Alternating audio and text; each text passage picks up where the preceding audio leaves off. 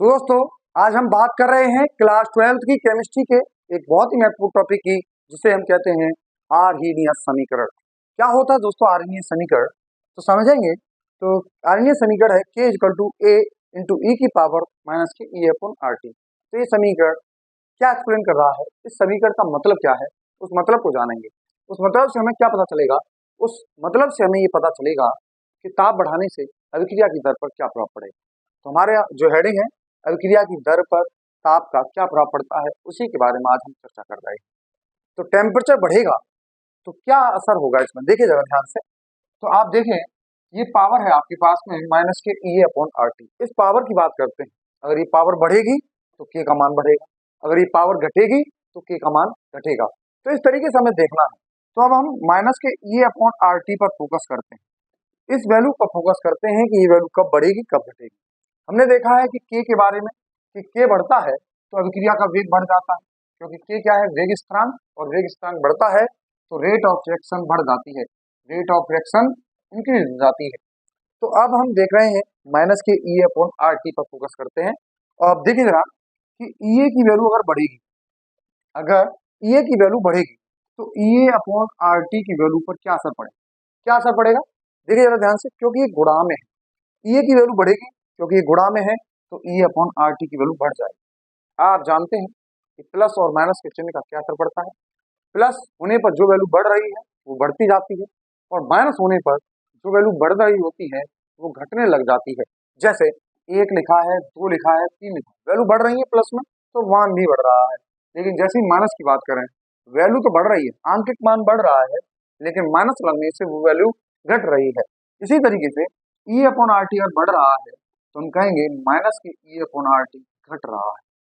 इसका मतलब कि ये भी घट रहा है। तो हम कह रहे हैं कि सक्रिय ऊर्जा बढ़ने से वेग स्थिरांक का मान घट जाता है, यानी कि अभिक्रिया स्लो हो जाती है। यानी अभिक्रिया क्या हो जाती है? स्लो हो जाती है। तो इस समीकरण का यही मतलब है कि सक्रिय ऊर्जा अगर ज्यादा होगी किसी भी अभिक्रिया के लिए तो वो रिएक्शन स्लोली स्लोली होगी, और जिस रिएक्शन में ई का मान कम होगा वो रिएक्शन फास्ट हो जाएगी। अब हम टेम्परेचर के साथ इसका रिलेशन देखते हैं। तो टेम्परेचर बढ़ेगा तो ये जो पावर है ई अपॉन आर टी की, ये पावर घट जाएगी। क्यों घटेगी? क्योंकि जो टेम्परेचर है, जो ताप है, वो बट्टे में लिखा हुआ है, और कोई चीज से हम भाग देते हैं। बड़ी संख्या से भाग देंगे तो कम आंसर आएगा, छोटी संख्या से भाग देंगे तो ज्यादा आंसर आएगा। तो जैसे जैसे ये बड़ी संख्या होती जाएगी तो इसका आंसर जो आता होगा वो छोटा हो जाएगा। और ये वैल्यू घट रही है तो माइनस के ई अपॉन आर टी क्या हो जाएगी? बढ़ जाएगी। इसका मतलब के बढ़ जाएगा। तो इससे हम कह सकते हैं कि ताप बढ़ाने पर के का मान बढ़ता है, ताप बढ़ाने पर के का मान बढ़ता है। अगर के का मान बढ़ता है तो अभिक्रिया की दर भी बढ़ जाती है, यानी कि ताप बढ़ाने पर वेग स्थिरांक का मान बढ़ता है और अभिक्रिया की दर भी बढ़ जाती है। तो आर्हीनीय समीकरण से हमने दो बातें कही, एक तो सक्रिय ऊर्जा बढ़ती है तो वेग घट जाता है, और ताप बढ़ने पर वेग बढ़ जाता है। अब इसके बाद जो हम बात करेंगे, इसके बाद हम जो बात कर रहे हैं इस ग्राफ की बात करेंगे। यही समीकरण है, सब कुछ यही है, बस इस समीकरण में जो ग्राफ बना रखा है वो एल एन के साथ बना रखा है और वन अपॉइंट टी के बीच में बनाया है। तो हमने क्या किया है, केवल जो इक्वेशन थी उसके साथ में एल एन यूज कर दिया है। हमारे पास जो आर्हीनीय समीकरण है के equal to A into E की पावर माइनस के ई अपॉन आर टी है। हमने क्या किया इसमें, हमने इसमें दोनों तरफ लॉग लिया, L N K equal to L N A into E की पावर माइनस के ई अपॉन आर टी, ये पूरा लॉग ले। अब लॉग लेने के बाद हमने क्या किया, लॉग के नियम से x गुणा बाई को x प्लस बाई कर देते हैं। जैसे अगर कहीं लॉग में x इंटू बाई लिखा हो तो उसको हम L N X plus L N y लिखते हैं, ये तरीका है। तो हमने क्या कर दिया, L N A plus L N E की पावर माइनस के ई अपॉन आर टी लिख दिया। इसके बाद L N K equal to L N A, ये जो अगर लॉग का एक और नियम है कि अगर x की पावर बाई लिखा है, अगर x की पावर बाई लिखा है तो बाई को हम क्या कर देते हैं, आगे ले आते हैं, तो बाई एल एन एक्स हो जाता है। तो ये बाई एल एन एक्स की तरह ही ये जो पावर है माइनस की अपॉन आर टी, ये आगे आ गई है, एल एन ई आ गई।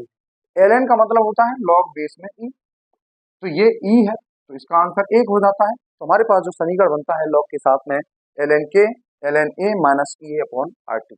अब देखिए जरा, इसको हम बाई एक्सिस पे रखते हैं।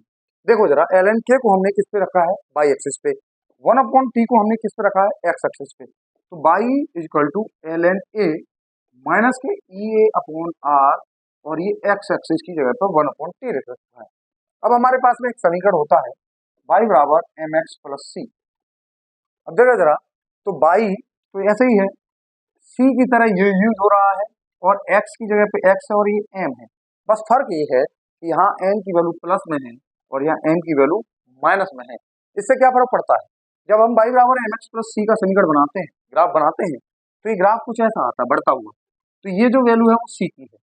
तो ऐसे ही यहाँ पे ये जो वैल्यू है ये किसकी है, c की वैल्यू है। c यहाँ पर क्या है, एल एन ए। तो यानी कि इस ग्राफ की जो हाइट है, ये जो अंतःखंड है वो क्या बता रहा है, एल एन ए को बता रहा है। ये इंटरसेक्शन सी को व्यक्त करता है। तो आपको समझ में आ रहा होगा कि ये सी है, तो ये सी को व्यक्त कर दिया सी। इसके बाद ये जो डिक्रीमेंट है ग्राफ की, यहाँ से सी के बाद ऊपर की तरफ था ये ग्राफ, अगर एम की वैल्यू पॉजिटिव है। अगर एम की वैल्यू पॉजिटिव है तो ये ग्राफ ऊपर की तरफ होता। एम की वैल्यू अगर पॉजिटिव होती तो ग्राफ हमेशा इस तरीके से बनाते हैं, ऊपर की तरफ। लेकिन क्योंकि ये एम की वैल्यू यहाँ पर माइनस के ई अपॉन आर है, इसीलिए हम कह रहे हैं कि ये डिक्रीमेंट का ग्राफ है। इसीलिए इसका जो ढाल है, जो स्लोप आया है, वो माइनस के ई अपॉन आर आया है। तो इस समीकरण से हमने इस ग्राफ को भी स्पष्ट किया। अब आपके एग्जाम में इस समीकरण से तुलना करके एक क्वेश्चन पूछा जा सकता है, ई की वैल्यू पूछी जा सकती है। ये सब ऐसे ही दे रखा होगा, बस इनकी जगह पर कुछ डाटा दे रखा होगा, तो उसकी तुलना इसके साथ करवाएंगे। तो एनसीईआरटी में ऐसा क्वेश्चन है, उसके करने का प्रयास करिए, नहीं तो हम नेक्स्ट क्लास में आपको इससे क्वेश्चन करवा देंगे। तो इससे ये ग्राफ आपको समझ में आया होगा। अब हमारी नेक्स्ट हेडिंग है और बहुत ही महत्वपूर्ण हेडिंग है कि ताप गुणांक क्या होता है, टेम्परेचर कोफिशिएंट क्या होता है। ये आपके एग्जाम में आपका इंतजार कर रही है। ये हेडिंग बहुत ही महत्वपूर्ण है अपने आप में।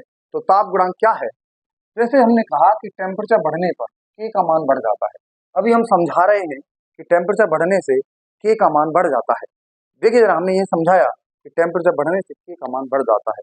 तो ये जो ताप गुणांक है, फिर ये क्या है, इसको देखिए जरा ध्यान से ताप गुणांक को। तो ताप गुणांक का मतलब है कि टेम्परेचर बढ़ने पर के बढ़ जाता है। तो ऐसा देखा गया कि किसी भी अभिक्रिया का ताप 10 डिग्री सेल्सियस बढ़ा है। कितना बढ़ा है, 10 डिग्री सेल्सियस बढ़ा है। तो ये जो के का मान है, या तो 2 गुना हो जाएगा, 2 के हो जाएगा, या 3 के हो जाएगा, या इसके बीच में 2.5 के कुछ हो जाएगा। यानी कि एक कांस्टेंट वैल्यू के साथ में बढ़ता है। अगर हम 10 डिग्री सेल्सियस ताप बढ़ाएंगे तो इसका मतलब अभिक्रिया का वेग कितने गुना हो जाएगा, 2 से 3 गुना हो जाता है। इसी को हम क्या कहते हैं, ताप गुणांक, टेम्परेचर कोफिशिएंट। यानी कि अगर किसी रिएक्शन का ताप 273 डिग्री सेल्सियस है और अगर 283 डिग्री सेल्सियस पे उस रिएक्शन को करवाएंगे, अगर उसका जो वेग है पहले अगर 2 हो तो कितना हो जाएगा, 4 हो जाएगा, या फिर 6 हो जाएगा।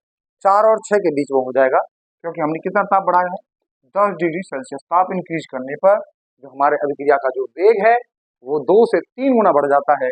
इसी 2 से 3 गुने को हम क्या कहते हैं, ताप गुणांक कहते हैं, टेम्परेचर कोफिशिएंट कहते हैं। It is the very very most important. किसी भी अभिक्रिया का ताप 10 डिग्री सेल्सियस बढ़ाने पर उसका वेग 2 से 3 गुना बढ़ जाता है। इसी को हम कहते हैं ताप गुणांक। इसके बाद अभिक्रिया की दर को प्रभावित करने वाले कारक में हम देख रहे हैं उत्प्रेरक का क्या असर पड़ेगा।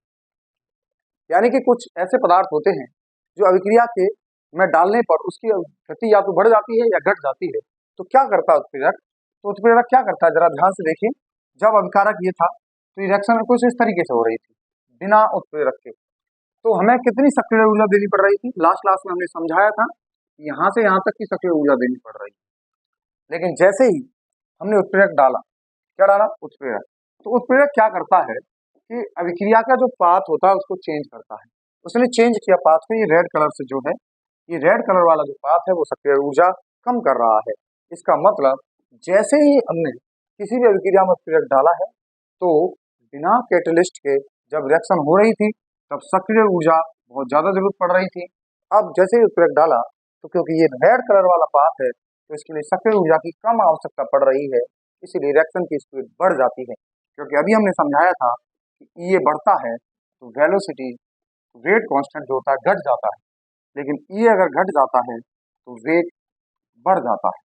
तो हमने कहा उत्प्रेरक डालने से दूसरी तरह से जो सक्रिय ऊर्जा का मान होता है वो घट जाता है। उत्प्रेरक डालने से क्या होता है, सक्रिय ऊर्जा का मान घटता है और वेग स्थिरांक का मान बढ़ जाता है। ये ग्राफ में भी स्पष्ट दिखाई दे रहा है। इसके बाद हमारी एक अगली हेडिंग है, सांद्रता का इस दर पर क्या असर पड़ेगा। सांद्रता बढ़ाएंगे तो अभिक्रिया की दर पर क्या प्रभाव पड़ेगा। तो देखिए जरा, सांद्रता कम है तो पार्टिकल कम है, तो टक्कर है कम होगी, यानी कि कोलिजन कम हो रहे होंगे। सांद्रता बढ़ाएंगे तो क्या होगा, टक्करों की संख्या बढ़ जाएगी, कोलिजन बढ़ जाएंगे, और टक्करों की संख्या बढ़ेगी तो रिएक्शन की रेट भी बढ़ जाएगी।